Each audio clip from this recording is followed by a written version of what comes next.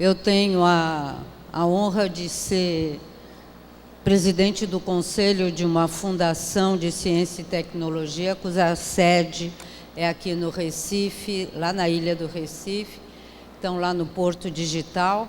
Então é sempre bom voltar aqui para o Recife. Hoje eu estou aqui pela ICANN.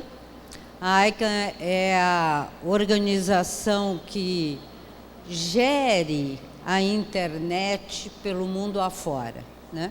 Eu sou da ICANN desde 2000 e lá sou voluntária como milhares de outras pessoas ao redor do mundo. Então hoje eu vou trazer aqui para vocês um pouco de informação sobre o crescimento e uma oportunidade que a gente está vendo que o Brasil não explora, tá? Então, primeiro, um pouco de informação geral, né? Esses estudos foram feitos pela ICANN para o G20, os 20 países que, digamos, estão classificados aí no pacote do G20, que o Brasil faz parte, né? O que eu acho que é interessante é um pouco o crescimento, né, acumulado das pequenas e médias empresas ao redor do mundo nesse G20, né? Aqui são aquelas que têm um uso bastante grande, tudo isso tem a ver com o uso de internet, né? Aquelas que usam a internet de uma maneira bastante desenvolvida, contra aquelas que usam a internet de uma maneira muito discreta, às vezes só para mandar um e-mail, alguma coisa. Então, aqui você vê que o crescimento destas pequenas, aqui são nos países em desenvolvimento, essa azulzinha e a amarelinha aqui, essa cor de abóbora, são dos países desenvolvidos.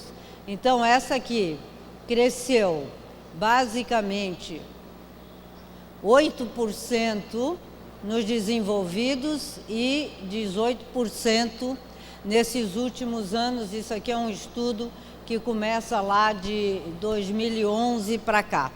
Então, as pequenas empresas lucram muito mais com a entrada delas e o uso delas bastante intensivo na internet, né?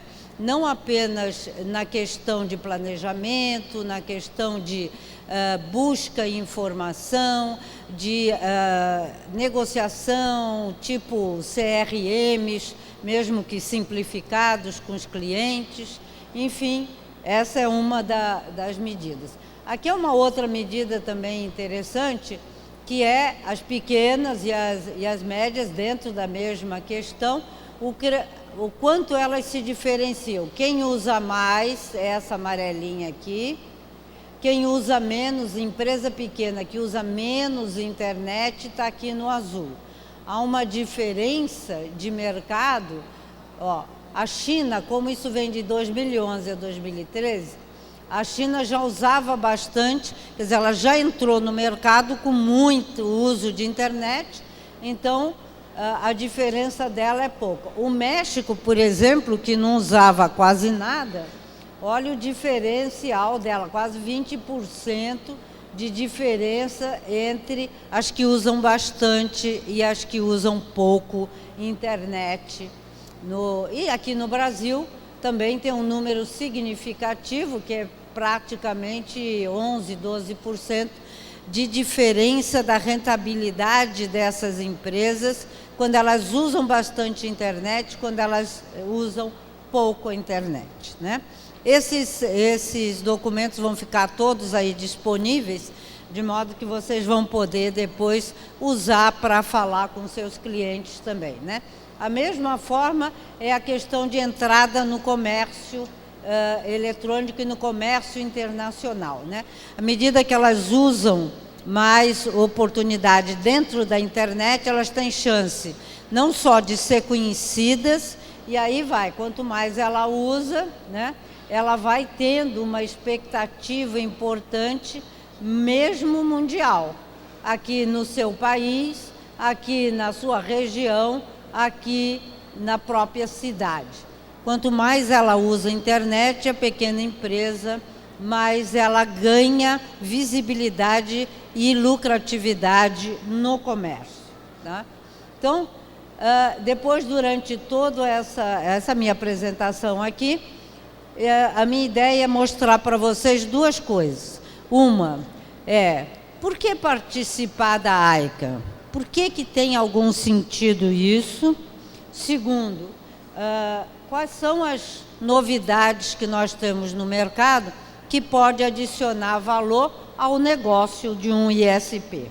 Então, o que é a AICA? A AICA é a corporação da internet que determina os nomes e endereços da internet, né? Então, é ICANN, Corporation for Assigned Names and Numbers.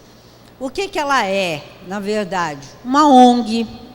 É uma ONG distribuída pelo mundo que tem milhares de voluntários e um pequeno grupo técnico que toma conta da segurança e da estabilidade da rede mundial.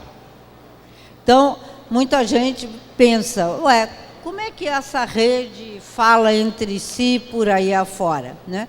É sem nenhuma coordenação? Não é. Então, essa coordenação toda é feita pela AICA com a ajuda da gente, com a ajuda dos voluntários. E eu vou mostrar para vocês que agora os voluntários vão ter cada vez mais poder, né?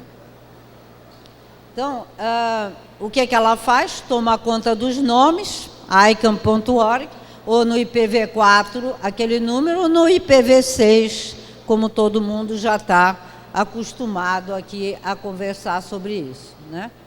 Então, basicamente, o que ela tem, né? Ela tem essa questão dos identificadores exclusivos da rede, né? Que são coordenados mundialmente pela AIANA.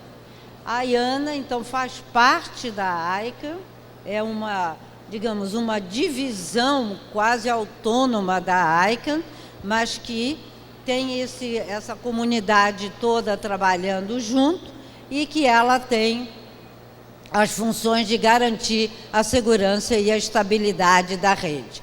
E a gestão geral é de inclusão nos roteadores raiz dos nomes e dos endereços da internet, quando, por exemplo, você tem o .com ou você tem o .org, quem bota este nome nos roteadores raiz da internet é a AIANA.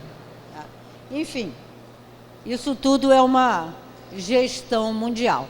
Mas é a comunidade da internet que tem sentido, na verdade. Então, você tem quem hoje faz parte, por exemplo, do Conselho Geral da Internet, que eu já tive a oportunidade de estar lá 2 vezes representando a nossa região. Hoje eu represento os usuários da América Latina e do Caribe. Então, nós temos governo, academia, negócios, técnicos, o pessoal da sociedade civil, dos interesses dos usuários, né? E, basicamente, todo o mercado que é o mercado de nomes de domínio, né?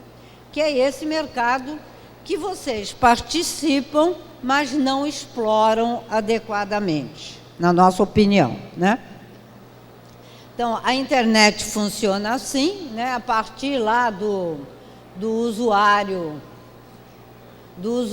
aqui ao redor do mundo, tem essa comunidade voluntária que participa, que faz coordenação política, o próprio board, e aqui você tem grupos operacionais que também tem muito voluntário. Por exemplo, a IETF, que é a Engineering Task Force, que é quem determina os protocolos IP. Quem desenvolveu o IPv4, quem desenvolveu o IPv6, quem desenvolveu o o novo protocolo que hoje tem um interplanetário da vida para essas missões espaciais.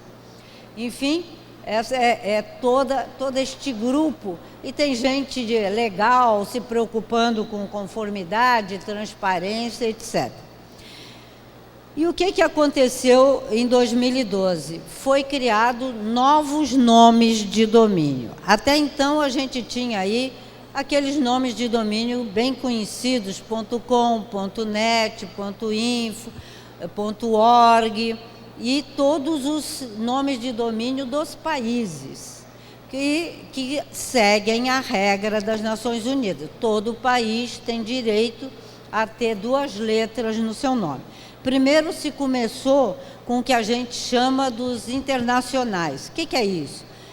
Vamos lembrar que todo mundo escrevia no ASCII. Então, como a gente escreve, com alfabeto, latino, etc. Muito bem.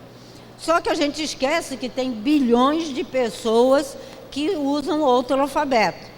Vamos lembrar que essas pobres pessoas, para usar o computador, precisavam ter teclinhas especiais para apertar .com, para apertar .net, para poder usar de uma forma mais abrangente a internet, tá? O que é? Para poder acessar o www, enfim, elas precisavam acessar produtos especiais, e isso excluía uma grande parte da população do mundo. Então se começou a estudar a questão de colocar nos raízes os nomes em chinês, em arábico, em cirílico, e aí milhões, são milhares, tem mais de 40, 50 diferentes alfabetos pelo mundo afora. Então começou esse programa dos novos nomes de domínio. Por que GTLDs? Porque são os top level domains e são os genéricos, não são os country codes. Começou-se, na verdade, pelos country codes. Começou primeiro por aqui, para realmente incluir essa população que estava fora. Segundo, os novos nomes de domínio. Aí, quem queria abriu espaço para vender e para publicar novos nomes de domínio. São milhares, foram 900 e tanto. E aí eu vou dar 2 exemplinhos bem interessantes de nomes de domínio. E qual é essa questão, né? Este é um mercado milionário, bilionário. Só que no Brasil ele não funciona. Por que não funciona? Porque não tem margem para vender, por exemplo, .br. Então, houve, digamos assim, como todos os nomes de domínio de alto nível são monopólio, quem decide, em geral, é o dono do domínio.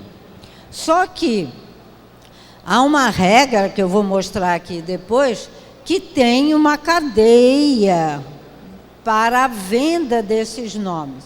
Só que no Brasil, isso nunca foi efetivamente bem explorado. Então, sem margem, sem concorrência, não tem por que os ISPs entrarem nessa jogada.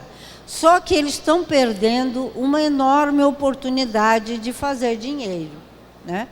Então, por exemplo, vou dar alguns exemplos. Esse é um nome de domínio para ONGs, para ONGs em geral. Só que ele não vem sozinho. Ele vem com uma plataforma de serviço, tipo um Facebook especial para ONGs, com uma auditoria, com uma qualificação de modo a separar aquelas ONGs que são falsas, que a gente sabe que tem muita gente, que botar um site no ar é fácil, para ganhar dinheiro de alguém, e aquelas que fazem um trabalho social, real, pelo mundo afora. Aqui, por exemplo, em Pernambuco, a gente tem já conosco, aí, com esse pessoal da ONGUD, a Gestos, que é uma empresa importante, uma ONG importante nessa área, né? Só no Brasil você tem mais de 300 mil genuínas, ONGs que de fato poderiam estar debaixo desta plataforma. Qual é a vantagem? É que elas, sendo genérico, não estando debaixo do BR, porque quem é que sabe aqui, que embora seja a nossa área, quem é que sabe aqui qual é o country code da Ucrânia? Então, por que o pessoal na Europa Oriental vai saber que BR é country code de Brasil? Ninguém sabe. Ninguém procura. Então, você, lembrando que a busca é de lá da direita para cá, quanto mais próximo você tiver do do arroba, mais rápido os Google da vida te acham, né? Então, a grande questão é que o mundo inteiro quer doar coisas para a gente que trabalha, por exemplo, contra secas, contra a pobreza, exploração sexual, etc., mas não sabe quem são essas ONGs, não consegue achar, não tem a menor condição. Então, soluções mundiais abrem portas para isso, né? A outra alternativa aqui, como exemplo, que tem grande mercado, é esse ponto limitada, que foi vendido aqui no Brasil, depois o cara vendeu para a Alemanha, eu acho. E o que acontece? O ponto limitado é para toda empresa que não é sociedade anônima. Gente, dos 16, 17 milhões de empresas que tem no Brasil, mais de 95% não é sociedade anônima. Então, tem um mercado enorme. E que esse mercado favorece? Favorece encontrar mais facilmente a empresa e ser vista mundialmente. Entrar no mercado internacional, ter mais facilidade de ser encontrada numa busca Google, né? Então, na minha opinião, é uma oportunidade que ninguém está explorando no Brasil. Se você olhar, vamos olhar aqui uma coisinha pequena, né? Nós temos 200 milhões de pessoas. Vamos pensar aqui que desses 200 milhões, é só pegar o IBGE, 40 milhões dessas pessoas são de uma classe A e B aqui no Brasil. Talvez até mais, mas A e B, pelo menos 40 milhões. Quantos nomes de domínio o Brasil tem? 3,5 milhões. 40 milhões é o que tem a Argentina como um todo. E ela não é mais rica que a gente. Ela tem o mesmo nome de domínio, o mesmo número de nomes de domínio. Quanto tem a Alemanha? Nesses 40 milhões, que vamos dizer que lá a maioria está na classe A e B. Então, equivalente a nossos 40 milhões. Tem 12,5 milhões de nomes de domínio. Por quê? Porque tem competição, porque o ponto Deutsch, lá o ponto Alemanha, não vende diretamente seus nomes de domínio, passam para revendedores. Digamos, criam oportunidade de negócio dentro da Alemanha, criam oportunidade de negócio dentro da Argentina. E no Brasil a gente não vê isso. Então, por isso mesmo, não há conscientização geral de que vender nome de domínio dá lucro. Porque dá.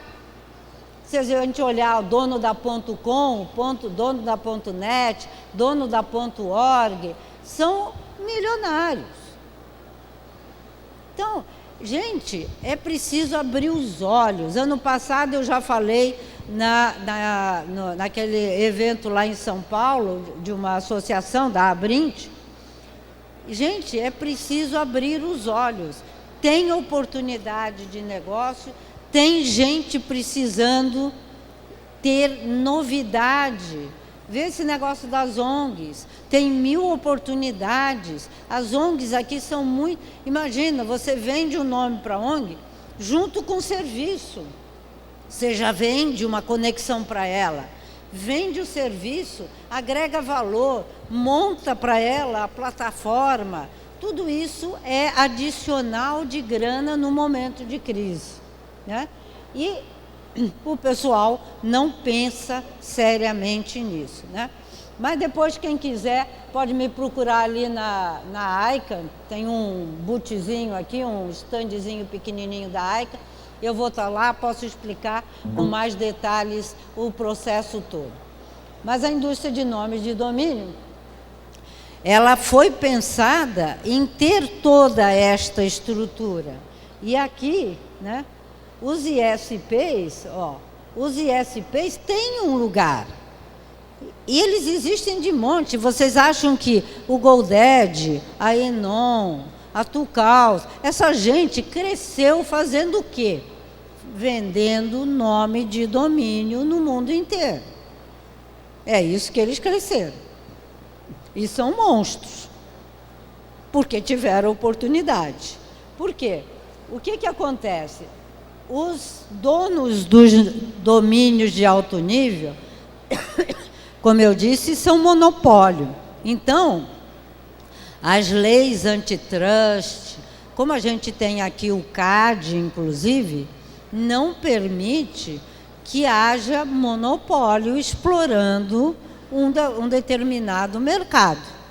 Então, a própria ICANN, desde o começo, estabeleceu que tem que ter esses registradores aqui, que esse pessoal aqui é obrigado a vender para qualquer um deles ao mesmo preço. O .com, por exemplo, só para vocês terem uma ideia, o controle americano obriga a VeriSign a vender a $7,8 por ano cada nome de domínio. Quem faz dinheiro, então o mercado dele é padronizado, ele tem que trabalhar com aquela grana, porque a justiça americana determinou. Tá? Quem faz dinheiro? Os GoDaddy da vida, os Enon da vida e os seus respectivos revendedores. Porque aqui não tem controle de preço. Aqui paga o preço quem conseguir. Um exemplo que talvez vocês não saibam, o .Colômbia, por exemplo, é .co, né?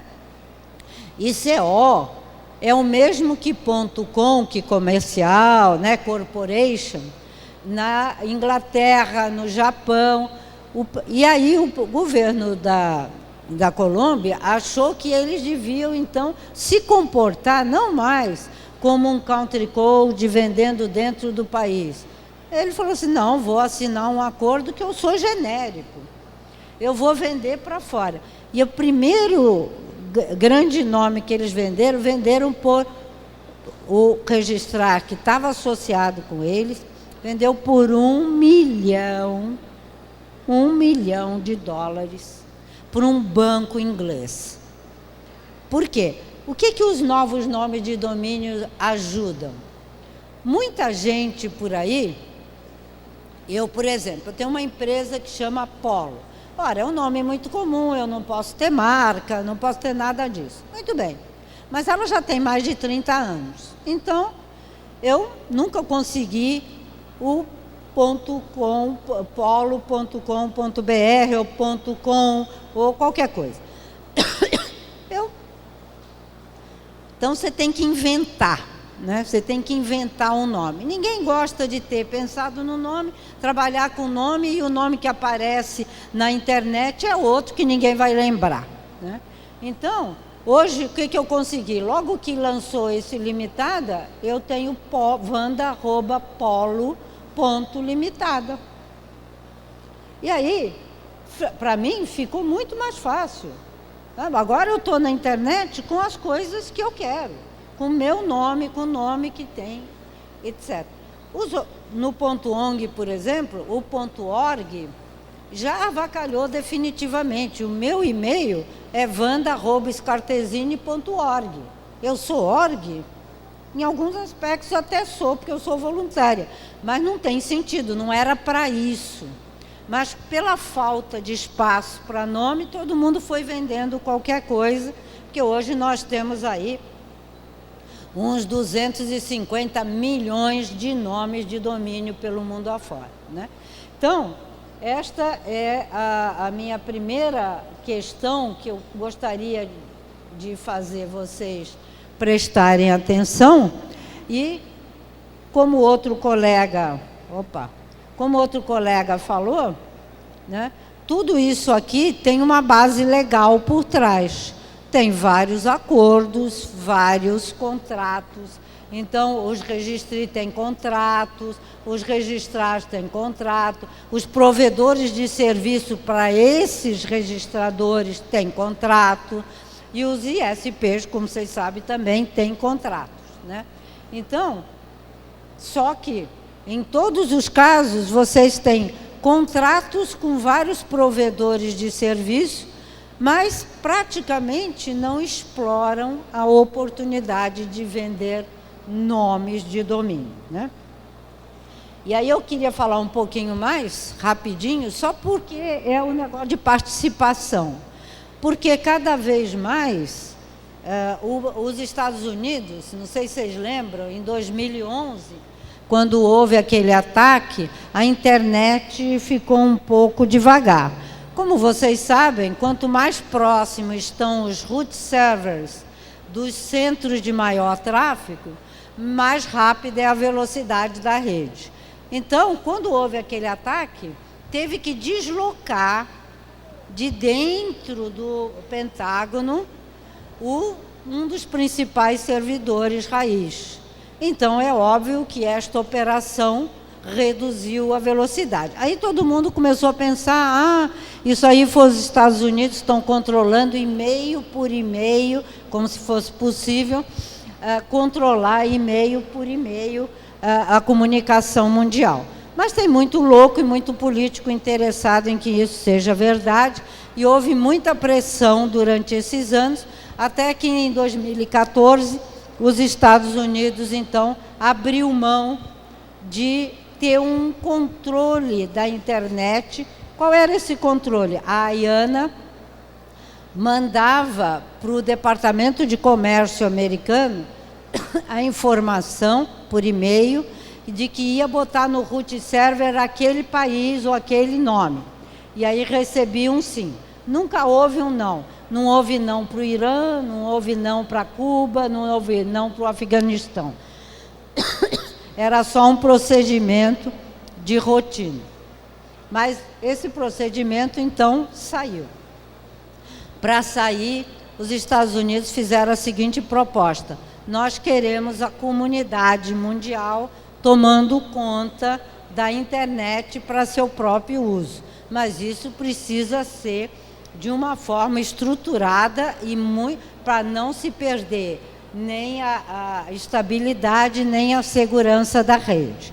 Aí de 2014 até agora em Marrakech, em março, começo de março, todos nós da comunidade da AICA pensamos neste modelo, onde tem toda a parte técnica aqui, as comunidades tomando como um gestor adicional, né, uns comitês adicionais, em cima da operação regular da AICA, né? Então, o que agora vai ter, né? O que são os novos poderes dessa comunidade, né? Então, os novos poderes dessa comunidade estão aí, ó: rejeitar o orçamento e o plano estratégico, rejeitar mudanças nos estatutos, aceitar mudanças nos estatutos, venda de ativos, como se fosse um conselho superior a toda a gestão. Tem um conselho eleito pelo mundo afora, e em cima desse tem um conselho da comunidade, né?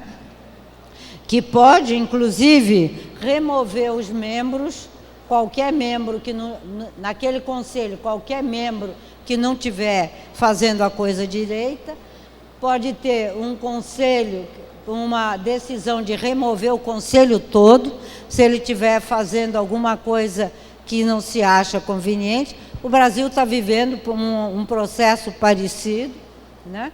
E iniciar a revisão de processos e pedidos de revisão de coisas que a comunidade acha que estão sendo levadas erradamente.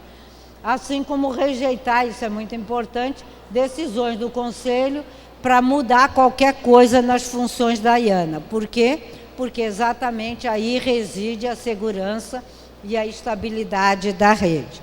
Então, participar da ICANN é gratuito, é aberto, todo mundo pode participar. Qualquer call via internet ou por telefone tem tradução para português, todo mundo pode participar. Depois, quem tiver curiosidade, pode dar uma chegadinha lá no stand da ICANN, que eu vou ter prazer em conversar com vocês pelos dois assuntos, tanto de venda de nomes de domínio, como de simples participação. Tem webinars, né? Tem webinars praticamente toda semana, fala em português. Aqui, principalmente na nossa região, a gente monta uma porção de coisas sobre questões técnicas, sobre IPv6, sobre questões, digamos, de participação mundial, sobre cooperação na América Latina e Caribe, enfim, tem uma série de oportunidades gratuitas, abertas, que do seu do seu lugar de trabalho, você simplesmente entra num link e pode participar. E eu agradeço muito a atenção e fico à disposição de vocês. Está aqui meu e-mail, qualquer dúvida, eu sou do tipo nerd que responde e-mail o tempo inteiro. Tá bom? Muito obrigada.